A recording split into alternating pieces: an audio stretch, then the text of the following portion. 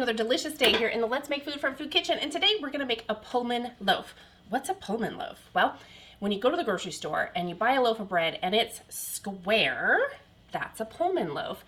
And it's square because of the pan that it is baked in. It is baked with a lid. This just slides on here, and it's baked like this, so your bread is square. Well, why would we do that? Well, there's some history with trains. Bread and trains. I'm in a good mood today. About the 18th century or so, the Pullman Company Railway decided to use the square pans. They are not, like, these pans have been around longer than that. But the Pullman loaf came about because Pullman Railway needed to maximize their space on their rail cars. So that's where the Pullman loaf comes from. And this sandwich loaf, I like to do Texas toast. Thick slice it, make some delicious French toast. That's not what I'm gonna make. I am gonna make it. But next, after the bread, I'm gonna make some really delicious egg salad. So we'll have egg salad sandwiches from our Pullman loaf. I'm gonna set this pan aside. This one's from USA Pan. There's multiple companies that make it. And just when you're looking at the pans versus recipes, there's different sizes. And so because you won't have that space on the top to rise up, make sure that the recipe you're looking at coincides with the size pan you have. This is 13 by 4. So the recipe I'm using accommodates that 13 by 4 pan size. Did you guys know that commercial yeast is already active and you don't have to wait till it gets nice and bubbly? I like to do it. It's just one of those things I've always done. So I'm gonna take my yeast and my milk and my sugar and my egg, which I am going to whisk. This is almost room temperature. It's been sitting out a while. Close to room temperature. You should use room temperature if you can. I mean, it is gonna sit out for a while anyway, once it's mixed, but there we go. Okay, so I'm just gonna pour this in here, and then I'm gonna whisk this together and set it aside. Okay, just for a couple of minutes, and let that yeast get nice and foamy. So, maybe like 4 or 5 minutes. It doesn't take long. Okay, I am going to rinse off my hands real quick because now I have raw egg on it, which is fine because I'm touching other stuff, but I'm just gonna let it sit for a minute. So 1 minute. Okay, so I've got my stand mixer bowl, and you can absolutely mix this by hand and hand knead it. I've showed you guys how to do that in the past with my sourdough loaf, which, by the way, will always be sourdough loaf, which, by the way, will always be I'm just gonna make a mess today. Will always be my preferred bread. Sourdough will always be my preferred bread. I will still put a link to that down below. Why? It's better for your gut and your digestion, but not everything I'm gonna make in this kitchen works well with sourdough. And when I first started this channel, I was like, sourdough is the only way to go when it comes to this and that, and it's still true. But sourdough bread, especially the thick, hearty stuff, does not always make the best French toast. It can make good French toast, for sure. But there are just certain things that I appreciate with a nice, thick sandwich bread, like grilled cheese. Just that classic grilled cheese sandwich. And so that's why I have started using some yeast in the show, because originally I didn't want to do that, but there's only so much you can do with a sourdough bread. I am going to still continue to make sourdough. I've got some sourdough baguette that I want to make for you. I've already done just a no knead baguette, which is really easy, but that takes yeast. So we'll do a sourdough baguette. But here we are with this one. We're doing this one as a yeast. So I poured, that was 4 cups of unbleached flour, and I've got sea salt here. I'm just gonna mix that in there and just whisk it together so that's pre-mixed. Then I'm gonna wait a few more minutes before I add this over to the flour. So this is 5 tablespoons unsalted butter. It's room temperature. That comes in soon after this part. So gonna let this sit and then I'll come back. Okay, I've cleaned some dishes. I've waited a few minutes. I'm ready to move on. I'm just gonna take my liquid mixture here and pour it right on in to my flour and salt. Okay, there we go. Perfect. And then I'm going to go ahead and pop it onto my mixer here. And so if you're mixing this by hand, what you're going to do is mix it in your bowl, spatula, wooden spoon, whatever you're going to do. Get it thoroughly combined. And then you're going to knead it for about 5 minutes by hand if you're really kneading it, okay? About 5 minutes. This is going to go for 2 to 3 minutes this way. Okay, we're ready for the next step. And here's what I would like to say about this. This is where we're going to start adding in the butter a little bit at a time. So it might seem like the dough's starting to fall apart a little bit as you add the butter. What I'm going to tell you is don't add flour yet. Don't do it. We have a reserve listed down below in the description of additional flour.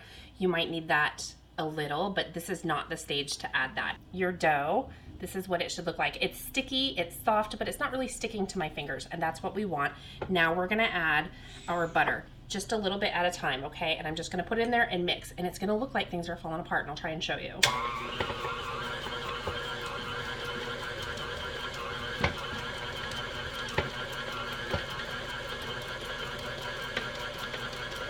So I've already had, okay, I'm gonna show you right now. So if you look, it's already starting to come undone. That's okay, let it go. Let it go. And if you're kneading it by hand, you'll notice the texture starts to feel oily and it starts to do that. Just keep at it. Keep at it. So about every 30 seconds, you're going to add a little more butter. Okay? Don't add all of it at once. At this point, my dough ball has split in half. And it's trying to figure out how it's going to get back together. It's like a relationship. So this is where I'm at. You can see about half of it has come apart, and that's okay. So I'm gonna stop showing it to you and keep kneading. So I'm ready to add a little bit more butter. There we go. In about 30 more seconds, I'll add the rest of it, and then I'll knead it again for about another 2 to 3 minutes. If the dough starts sticking to the bowl after that 2 or so minutes, I'm gonna add about a tablespoon of flour at a time. Wait a minute or so, see if it's sticking, and then add some more. Slowly add the flour. You want this dough to be wet and sticky. So while this is kneading for a couple of minutes, I'm gonna go ahead and I need to grease this bowl. It needs to be oiled or buttered or greased in some way so that our dough ball doesn't stick. Okay, I am happy with this. I'm gonna take it off my dough hook. There we go. Now, the next thing I'm gonna do is get it all out of here. And you can use a little bit of flour on your hands if that helps you. And use a pan scraper, or sorry, not a pan scraper, a bowl scraper. You can use a bowl scraper to get out any dough that's stuck to the side. So what you wanna do is shape it into a ball. And you can do this on a floured surface, or you can do whatever you're comfortable with. If you're comfortable doing it this way, do it this way. But you can see that it's not, this is from scraping the bowl, but this, that's how it should look. It shouldn't be sticking to your hand, but it shouldn't be like a very dry, dense ball either. So that's where I'm at. I'm gonna plop it right on in there. Any rising that it should do should be around the butter. So I'm gonna cover it, and we need to let this rise until it's about doubled in size. Now, let's talk about how long that takes. It's supposed to be 100 degrees today. So it's not gonna take very long. It's very warm. So 45 minutes to an hour is what we're looking at today. In the middle of winter when it's cold, it might take an hour and a half. It might take 2 hours. Dough rises slower when it's colder, which is why you can do a slow overnight rise in the fridge. Wake up, take it out, let it come up to room temperature and bake your bread, because it won't overproof that way if you do it overnight. Now I don't want to do that. I want to bake it here and have a delicious sandwich for dinner. So we're going to see you back here.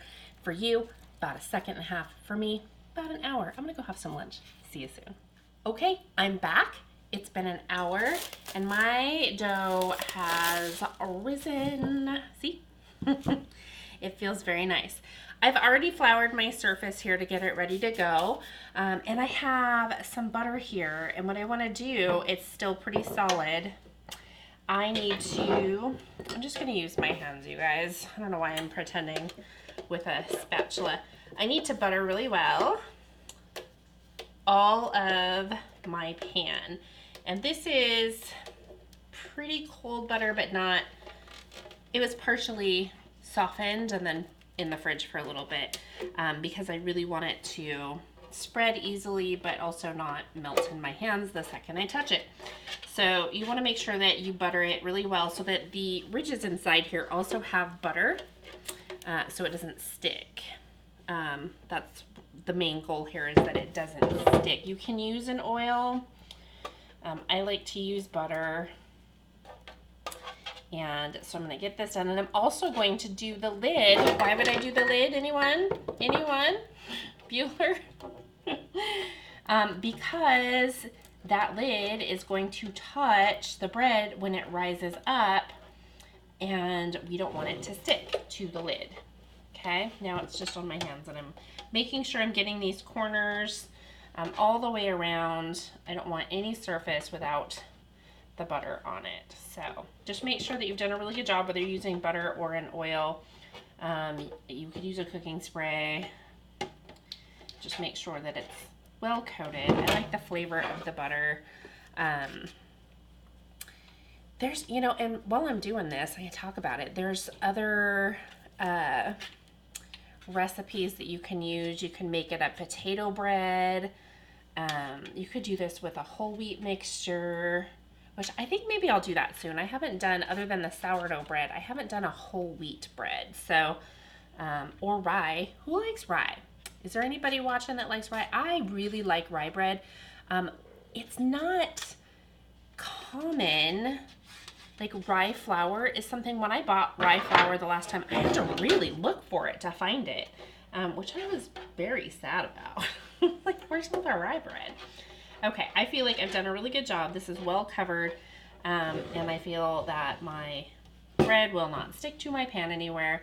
I have this little tiny piece of butter left. Maybe I'll use it on a slice of bread when I taste it. Oh, look at me.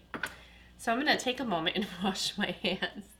Okay, so I'm gonna pull out my dough and put it on my floured surface here. And I need to shape it to the pan, okay? So if you're not quite sure where that's gonna land, you could take your lid and keep in mind you'll need some room for rising. And I'm just gonna kind of roll it up, just like that. And then you could pinch and fold the ends, okay? And this is your seam, right? So I'm gonna take it seam side down, and it goes right in the pan, just like so. Now, I'm gonna take my plastic wrap and cover it again. So this needs to, oh, it's not long enough. Is it long enough? It's almost, yeah, oh, it is. Okay, barely. Whew, barely. So I'm gonna cover this, and I'm gonna watch it. It'll probably take, like I said, it's really warm.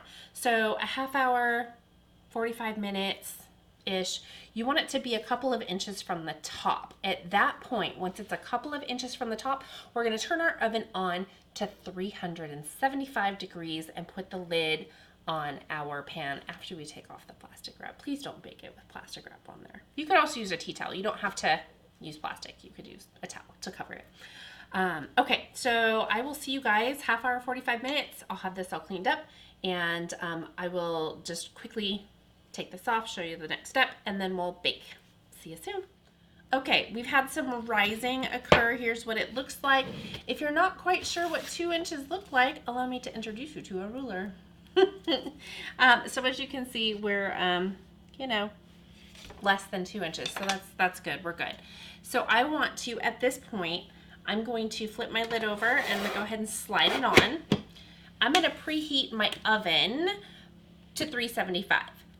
Then it's gonna sit there for about 10 minutes. That should be your minimum. Let your oven get nice and hot. I usually like to let it heat up for 30 or so minutes, sometimes longer, but it's really hot out right now and I'm willing to take the risk. So I'm gonna preheat my oven. Once it comes to temperature, I'm gonna wait 10 minutes. Then I'm gonna pop this in. You want it to be on the middle rack in the middle of the oven. So center it in the oven the best you can. And then you're going to bake it for about 45 to 50 minutes. It should sound hollow if you tap it on the bottom, but be careful, it's hot. It's hot. So once you take it out of the oven, then you're going to slide the lid and leave it cracked. Don't take it off, just leave it cracked. Set a timer for about 10 minutes. Let it cool just a little. Then you're going to take the lid off. You're going to remove your loaf. You're going to put it on a rack and then cover it with a clean towel and let it cool completely. So here's why we do that process rather than just ripping off the lid and taking the loaf out and let it cool. We want it to cool with the steam still keeping it moist. You want to let it cool completely before you slice it open to keep the bread moist. If you slice your bread when it's warm, and I love fresh baked warm bread, but this is for sandwiches and things like that, and it's not like the intent is not to just eat it all. Although if you do, there's no judgment. But if you do not plan on eating the entire loaf right away in one sitting, please let it cool all the way. That steam that's in there will stay trapped and it'll keep your bread moist instead of drying out. So that's why we crack it, let it sit 10 minutes, take it out, cover it with a towel and let it cool completely before you slice it. That's the process. So the next time you see me will be after I have removed this from the pan, because I think you can handle it without you seeing me do it, because I just showed you. That's it. Okay, so I will see you back in a little bit. Okay, I've baked the bread. It's been a few hours. As you can see, the top didn't rise all the way up, so it does not look flat like the other sides do, and that's okay. It wouldn't fare so well on that train, but we're not on a train. I think we'll be all right. So this is feeling nice and cool. I'm gonna go ahead and just slice it open. But before I do, I have a favor to ask. If you haven't subscribed yet, would you consider subscribing to the channel? It helps all of us content creators out. Like the button, click the like button. If you're clicking the like button, do it towards the end of the video. If you didn't already know, that helps us as well.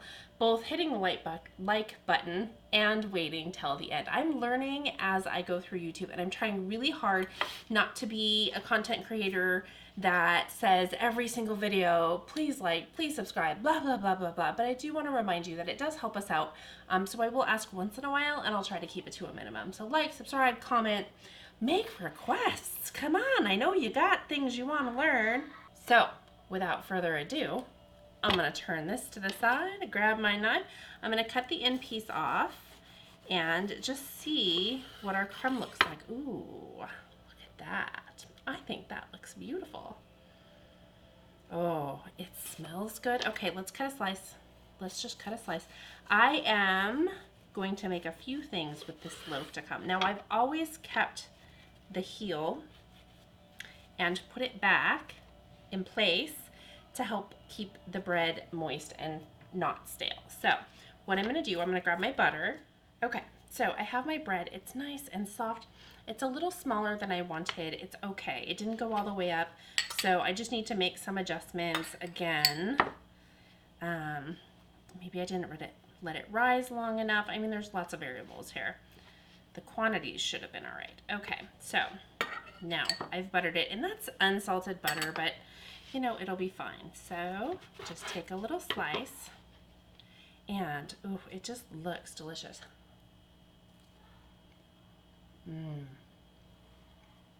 This is great sandwich bread. Yummy. The next food video is going to be an egg salad sandwich. So boil your eggs, get them ready.